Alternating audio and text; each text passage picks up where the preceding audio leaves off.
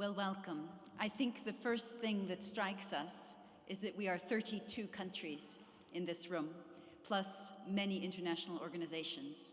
So a very warm welcome and a very sincere thank you to all of you for giving your time, both the time and travel to come here and your time to participate in these interactions.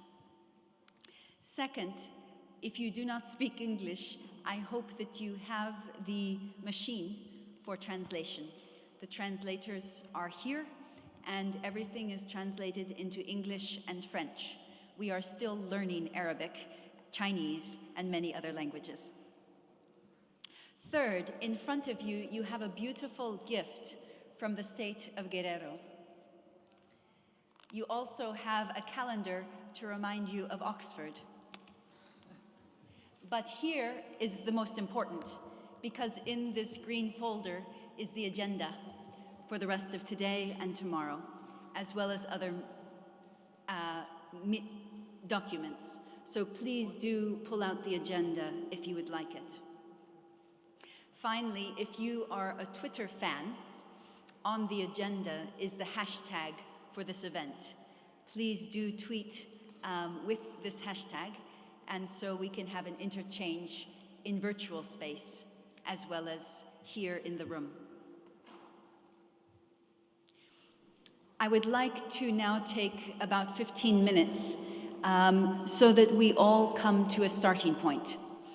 And the first is to take you through the agenda that you will already have from your green folders.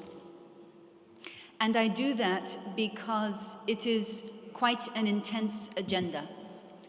By the time we lift our glasses at the dinner tonight, 30 of you will have presented, 30.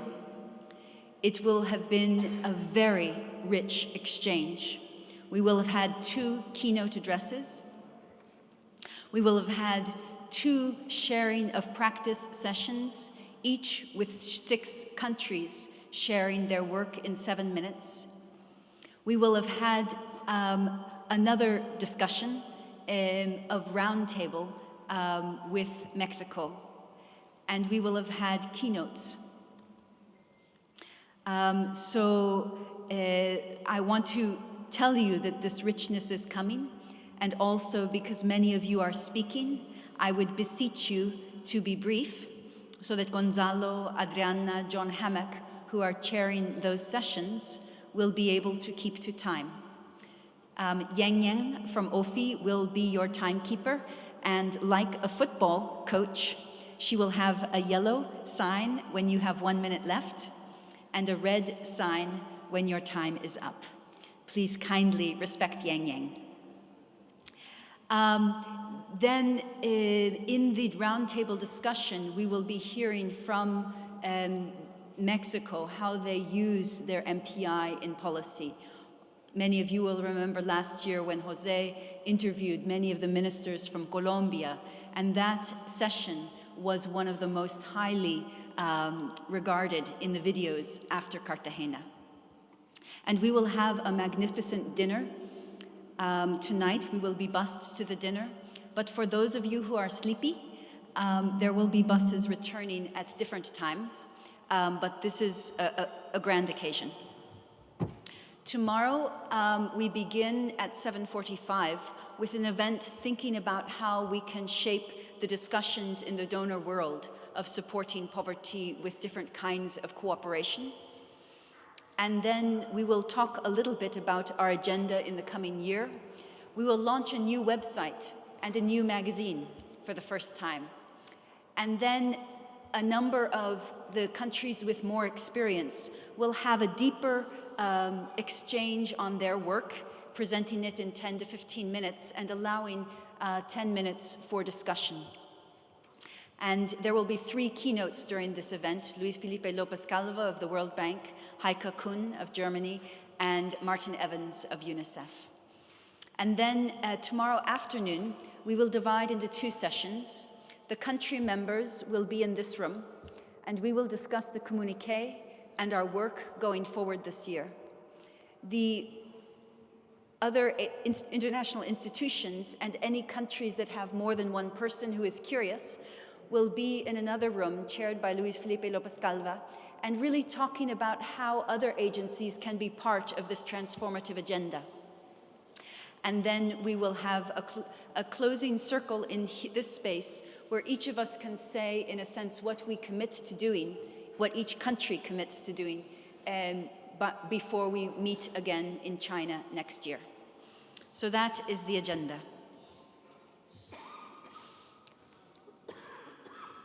Second, some of you are experts in poverty measurement. For some of you, this is very new. I will take 5 minutes just to review what we mean by multidimensional poverty measures for those of you who are new. For those of you who are familiar, I should say that these slides and the slides about the MPPN are also yours to use in presentations, should you wish.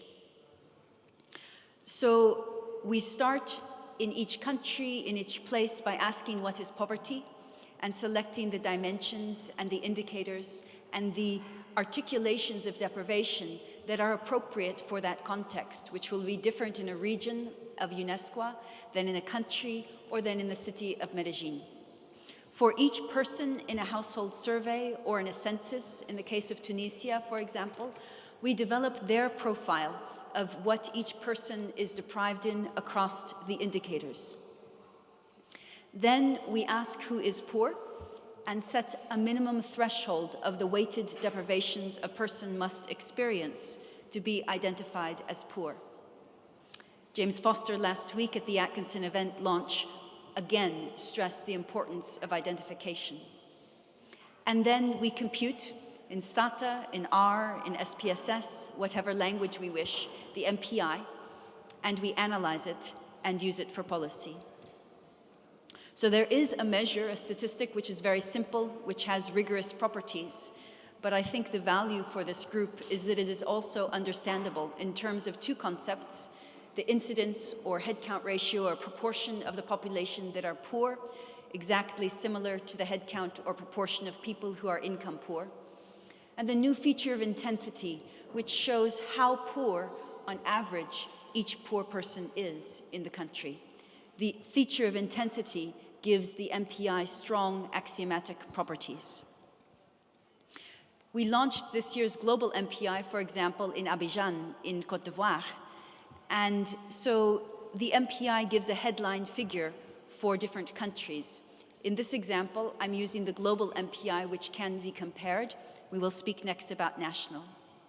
So you can disaggregate the MPI, incidence, intensity, or any of the indicators by subnational regions, ethnic groups, rural, urban. But for a comparable measure, you can also see how poverty varies across national boundaries or within a country across states and provinces.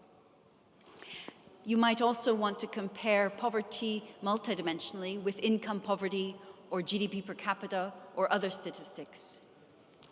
But I think the key for the policy use is that then, knowing the level of poverty, you unpack the suitcase and say, okay, how is poverty constructed and how can I deconstruct it?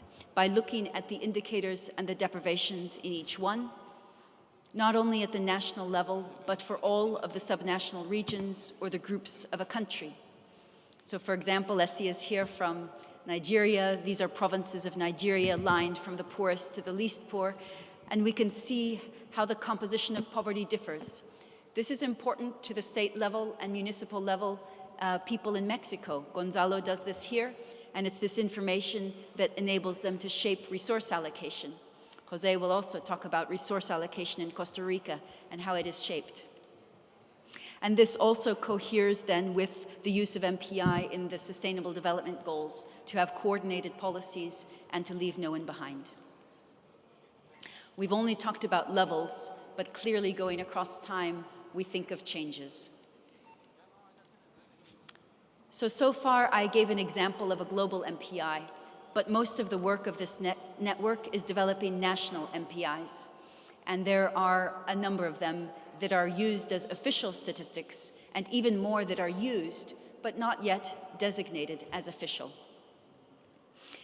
And to use the MPI as an official statistic is one thing, but to use it for policy is where the leadership of Colombia, of Mexico, of many of the governments really comes out, because they have communicated their MPI to the press and to their citizens. Dane gives a course on press communications. They've also clarified what value it adds for action, both to the government, to private sector, to NGOs. And then they have also talked about how to coordinate our voice within the network so that across contexts and experiences, we can speak to the need to have more effective views on poverty.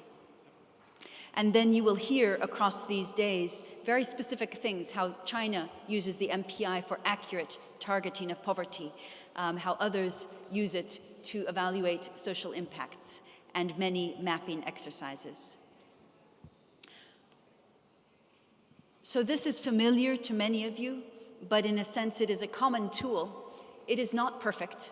No measure is perfect, but it is something we are exploring and developing as time goes on. The last thing I wanted to share was a brief update of the network, introducing it to those who are here for the first time and inviting those who are not yet members of the network to join the network. Talk with John Hammock. He will welcome you warmly. But also to tell you a little bit about what we have done since we met in June in Cartagena last year. So the network was launched in 2013 in Oxford. It's a network on poverty, and unfortunately the pictures do not depict poverty very accurately, but they do depict something of the energy and the diversity of participants that attended that launch. We had meetings each year, in June for the first 3 years and now in November. And each year, as I mentioned earlier, there has been growth. And each year there has been participation from many different levels, as well as countries and organizations. So here are some things that happened in the last year. 6 new countries launched an official statistic of multidimensional poverty. The MPI and poverty in its many dimensions by national definitions is included in the Sustainable Development Goals. We had side events, there have been many activities, and the Atkinson report, and a growth in countries. So let me unpack these very briefly. These are the countries that joined launched official statistics: Costa Rica and El Salvador in October 2015, Ecuador in February, Pakistan in June. Chile updated its MPI in a very interesting way. Heidi will tell us about adding environment and networks to it. And while we were here in Acapulco, Armenia launched their national MPI, the first country in that region to have one, supported by the World Bank. Costa Rica, even at the launch, looked at the mismatch between allocation of resources and the MPI, and we will hear more about that. El Salvador had a very interesting participatory exercise underlying their work, and we will launch a policy briefing about that. Ecuador looked back in time at how MPI had decreased. And Pakistan had district-level mapping data for 10 years, showing their changes over time. Honduras looked at how multidimensional poverty occurs even in the upper quintiles of income. And Armenia also looked at how many people are multidimensionally poor, but not monetary poor, and vice versa. So we will hear some of these in the session here. In addition, we were very grateful to Costa Rica for launching a high-level side event to the General Assembly in 2015 with heads of states, with a message from the UN Secretary General, and with 15 speakers from the floor. That event had a very big impact because it showed that the primary actors in multidimensional poverty are countries, and that is where the action of poverty has to be, not at the level of the United Nations. With Pali Lohola in the chair in from South Africa, we had a very active event in the UN Statistics Commission. It was hotter than Acapulco inside because there was no space. to sit down. It was a packed event, showing that statisticians are also very interested in these issues. Under South Africa's leadership with Seychelles in the most recent General Assembly, we had another high-level side event, again with a message from President Santos of Colombia, with the presence of the First Lady of Honduras, and with many voices from different regions updating one another in this political space about the importance of multidimensional poverty, including for children, as we will hear from Martin Evans tomorrow. In addition to those international events, we have been active in the discussions on sustainable development goals, and I'm grateful to many of you for your leadership there. We also, with CESRIC and the Islamic Development Bank, held a training course in Dakar in Senegal, and the Human Development Report in Latin America was interesting in clarifying how multidimensional poverty is different from inequality or from a well-being measure. But I think the most exciting work in the past year has been the South-South exchanges. I do not know all of them, so I would welcome you to tell me what else has happened. But for example, DANE in Colombia and INEGI in Mexico provided support to Costa Rica. China has cooperation with ASEAN, with the African Union, and also a very important role in this work. The communication of MPI is vital because it's still new, and DANE in Colombia has supported, for example, El Salvador and Costa Rica, and we were hearing a demand for their slides yesterday in Peru. There's also been a lot of welcoming of visitors to Colombia to learn from their work in the Department of Social Prosperity of Tatiana, and also support by network members attending the launches of other countries so that they feel that they are part of an ongoing movement. And also in Cuba, recently, we had 6 MPPN countries sharing their experiences because Cuba is such a different context, and we are fascinated to see what it will do. And it also has beautiful cars. And Conaval here has provided support in Iran, in Algeria, as well as in Latin America. So we cannot keep up, but it's such a rich forum of activity. And finally, this is my last slide.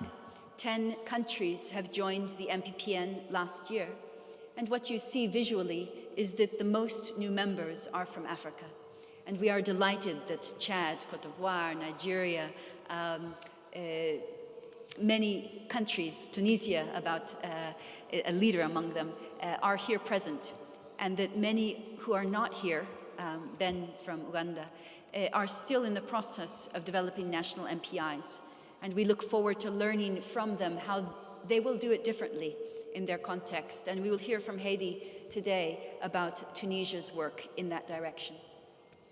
So that's a little bit about who we are as MPPN and what has happened in the past year, but it is very incomplete. And I think that as this time goes forward in the next 2 days, we will have even more details to this rich tapestry of activity. But I am very astonished often at each of you and at what you are contributing and what you are sharing. So I will stop there. Thank you so much.